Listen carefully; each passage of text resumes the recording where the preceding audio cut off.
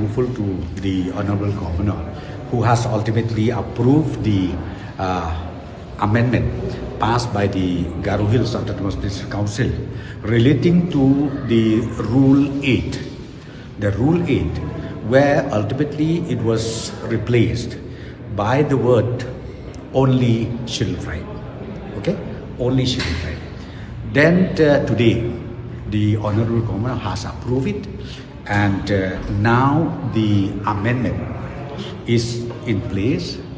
Then the next step from here is, again, we are working out how to revisit the electoral roll, because the electoral roll again has to be also revisited in this particular case. So now I think tomorrow I'll have again a detailed meeting, and ultimately necessary instruction will be given to the Garo Hills Autonomous District Council. So a separate electoral roll is needed, sir? Yeah, it is needed. It for is all needed. the 3 district councils or for only? No, for Garo Hills, because see, Khasi and Jaintia, we have electoral roll of only tribal voters. So now, since this amendment is taken place, we have to also be made applicable the practices done by Khasi and Jaintia.